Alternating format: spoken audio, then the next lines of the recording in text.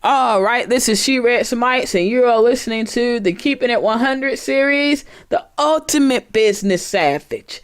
All right, and anyhow, today I am going to talk to you guys about how to sell a song.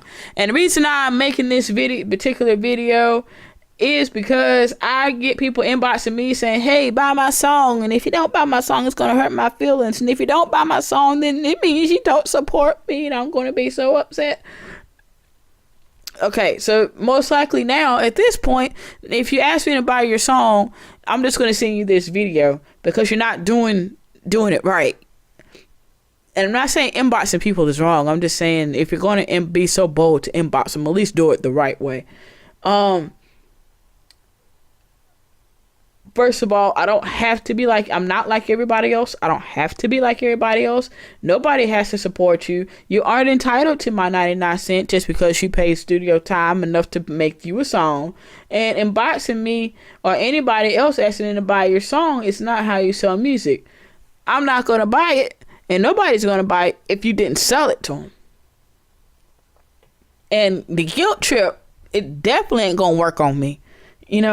So I'm going to, go over a couple of things. Let me give you three techniques that you can use to get people to buy your music. All right, first things first.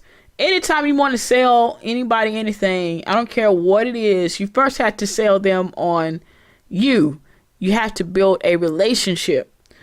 Anybody that's in business selling anything will tell you that. I've heard it. I mean, I read a lot of books. I listen to a lot of podcasts that talk about selling, how to sell music and trying to help indie artists and everything. And the first thing that most of them will tell you is you have to build a relationship with them first. That's the key thing. If you are in any business, I'm going to use an example, McDonald's, because most of us 80s and 90s kids, what's the one thing we can remember from our childhood? Our parents could not go past McDonald's without us raising the freaking fit, right? In most cases, because we either wanted that toy in the Happy Meal, we wanted the Happy Meal, we wanted to play in the little play area that McDonald's had. They built a lifelong relationship with some of us. And unfortunately, I'm sad that some of these kids now, they don't get to, remember that. Like, they don't remember that they're not going to remember or see, Ronald McDonald on TV and all the little, like the Hamburglar and all that stuff like that. They won't have the luxury of seeing those commercials, but McDonald's made a lifelong commitment or a lifelong relationship with us by getting us, our people, I would say in my age group and a little younger, into it. So they built that relationship. So I'm just using that as an example. Now, for you as an artist, and I'll even use Walmart. Walmart, they built that relationship with most of us because of the fact that it was a store that had everything and pretty much everything they could think of, and it had it for cheap. It had it for not, lesser than the other stores. So that's how they built that relationship with us. Now, if you're going to go that route of inboxing people, then here's the things that I would do. I would lead them to your fan page, your Facebook group. I would ask them to friend you, follow you on Twitter, lead them to any social media platform that you have, but make sure it's the one that you post the most content. And most likely, a lot of times with a lot of these social media apps and things like that, you have it so that they can actually, like if I post something on Facebook, it will go on Twitter. Or if I post something on Instagram, it'll automatically go on Facebook. So, do it like that. And that way you can kind of, use two platforms, make one post and post, one place and it gets posted twice. You know what I'm saying? But, don't just post your music. Post content that, that gives people your thoughts, your likes, your dislikes, videos of you doing or sharing, everyday stuff, behind the scenes stuff. Get that person to like you as a person first, like the image that you portray at least, and think about it. Your favorite artist that you like, you like them pretty much because of the image they portray. They might not be like that in real life, but we wouldn't know that. And that's the one thing that hasn't changed in the music industry at all. That's the steadfast thing that has not changed in the industry. And I can prove it because, okay, I'll give you some examples. And I mean, it hasn't changed even before the internet came about. Beach Boys. We listened to, I ain't gonna say we, but I listened to the Beach Boys at one point in my life. And the Beach Boys was a good, wholesome, clean, set of guys who happen to like the beach and made songs about surfing. That's the image that they portray. There's people now that still listen to the Beach Boys because of the image that they created back then. You see what I'm saying? The Supremes, you got wholesome, good, classy ladies that look glamorous. That's the image they portray. I don't hesitate to go back and listen to the Supremes myself. Sampled them one time for a beat. So, wholesome, classy, glamorous ladies. Muddy Waters, smooth, clean, but a badass man. The images, Now, you got people today like Jay-Z, Kevin Gates, Biggie, rest in peace, Big. But, that story of a drug dealer turned into a hip-hop artist. You got people like J. Cole and Kendrick that sold you on the fact that they were good kids that could rap and they were intellectual and they could give social commentary. So, if you have something to say or if you're trying to send out a message, then work on your image first and, use those social media platforms to, build that image and sort of portray that image. And if you're going to inbox people, lead them to those social media platforms. Now, so that's what I mean by get them invested in you. Get them to like the main thing that you use, or even send them to your website. But get them, invested in you to something that they'll keep coming back to. Because sometimes reason why I say this too, because sometimes we forget, unless somebody just really pissed us off or something, then we'll forget oh, I forgot to check like or uncheck like on this person or whatever, or stop following this person or stop being that person, friend or whatever on Facebook, or I forgot to hit unfollow on Twitter or something like that, or unfollow on Instagram. Especially if they already have a lot of followers, they're not going to put a lot of time and effort in trying to search for you to unfollow you.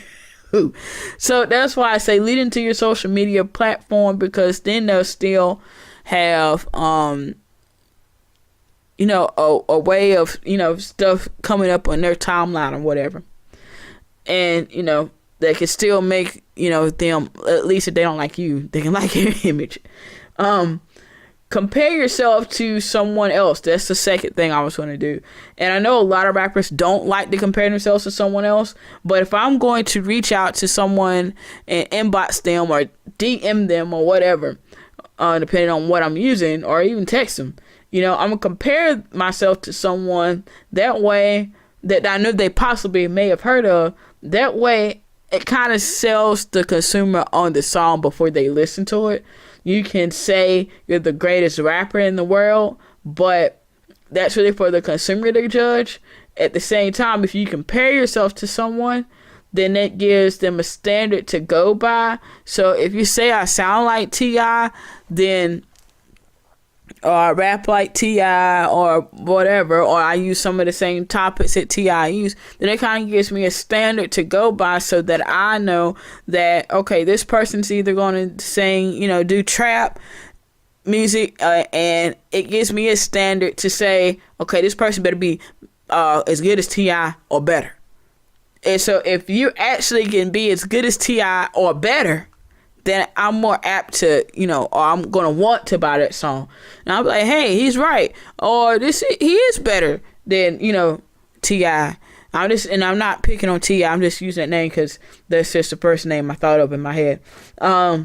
Anyhow, also, it helps the person that you're inboxing, because you can ask me to buy the song all you want to, but if I don't know if it's trap music, conscious music, or party music, then it's really not going to sell me. And you don't really want to be telling a conscious person, or a person that consumes a lot of conscious music, to buy your music if they like if they like conscious music, but you're a trap artist. That would be wasting your time. And it would go the same way, vice versa. You don't want to tell a person that listens to a lot of trap music and their favorite artist is Future or Designer or T.I. or all these other trap artists, and you're a conscious rapper, you'd be wasting your time.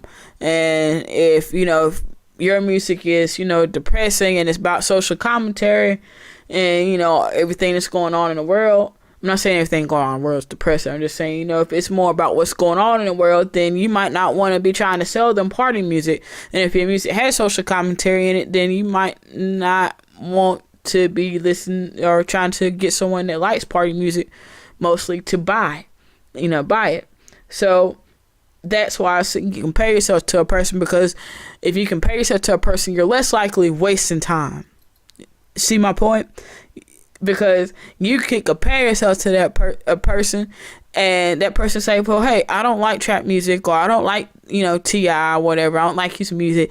Then, oh, okay, well, I'm sorry to bug you and move on. But if that person really likes that artist, then you can kind of, it gives you some room to say, hey, listen to this. Then if they're really into that artist that you brought up. All right. So the last thing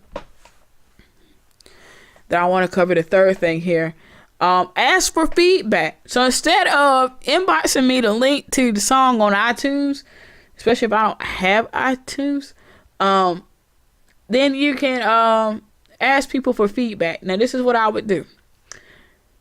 People like to have say so, and they like to feel that their opinions are heard. So if you are asking me to buy your music without, so you're requesting a transaction without interaction. If you're asking me to buy your music without listening to it, ask for feedback.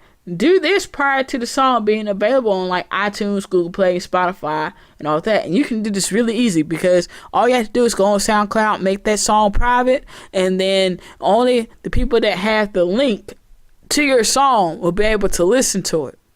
So in other words, you'll have to send them the link to your song that's marked private, and then on SoundCloud. In other words, like if I go to your SoundCloud page, I can't play it, but if you sent me the link, I can play it. All right. So if you're going to inbox folks, do that, and do it before you actually release the song out. Or maybe just give them a rough draft for the song. It don't have to be the finished complete version after you mixed and mastered it. I mean, all that would be preferable. It doesn't have to be that. Do that before you release the song, really, because it's going to make them feel special. Because they're hearing the song before it's out, and it also makes them feel special because you're asking them for their opinion. Now, here's what you do. If you do this enough, note what one or two things that the majority of them are saying. So, like, note all the feedback that you're getting, and do the things that are on the top of the list. So, like, if you do that with 100 people, all right, if 60 or 70 of them are saying, hey, you need to change this or that in the song, or you need to ride the beat a little more, or you need to, I wouldn't say this, but I would say that, or they're giving you suggestions of what to say in a song or whatever, I mean, and have fun with it too, is also what I'm saying. Make those changes, then hit them back with the new version of the song with the changes that you made. Then they'll be like, whoa, you actually listened to me. My opinion really mattered. They will feel more obligated to buy the song because you listened to them. They'll never forget that, and they'll actually become those super fans that, everybody talks about. And they'll be your fan for life. You know what I'm saying? So, I mean, it's like McDonald's. They gave us toys and those Happy Meals, so we became fans of them for life. You feel me? So, now that I've told you all this, the next step I would probably tell most people to do is to automate the first part of the conversation. Start the first part of the conversation, but automate it. In other words, because it is time consuming if you're going to inbox people and stuff. So automate the first, thing that goes out to them. There are services out there that will send out automated messages if you, if someone likes you or follows you or whatever. I'm not going to name any of those because I don't want to show any partiality to either one. But, just use Google and then try one of those 3 tactics that I mentioned. Get them to like you for you. Get them to like your image and just not your music. Hopefully they'll like your music, but get them like your image first. Lead them to the website or social media and ask them for their social media, like something that they have. Sometimes sometimes you have to get people with the like for like thing. And then your message should probably go something like, hey, thanks for following and I really appreciate it. When you get a moment, can you check out my website? Or whatever social media platform, and if you like what you see, then please like or follow me, something around that, and make it seem too like that you're speaking to. If you're automating it, make it seem like you're speaking to them directly, or that it's live, that you actually send it. You know what I'm saying? Compare yourself to well-established artists. Set the standard for what they can expect. They will most likely play your song or at least go listen to it because they're curious. And, after that, ask them for their thoughts. Ask them the next thing, it brings up my third point. Ask them for feedback. It allows them to get your opinion allows them to give their opinion and make them feel heard. And now, once you make the changes and they get to hear that, now they have an emotional attachment to the song. And your song just won't be sitting there on the shelf on iTunes and on Google Play. People will actually be buying the song because they became a fan of you for life because you listened to them and their voice was heard. All right. So that pretty much sums everything up. I thank you guys for listening to the Keeping It 100 series, The Ultimate Business Savage. I am She-Rex Mikes, and I am out.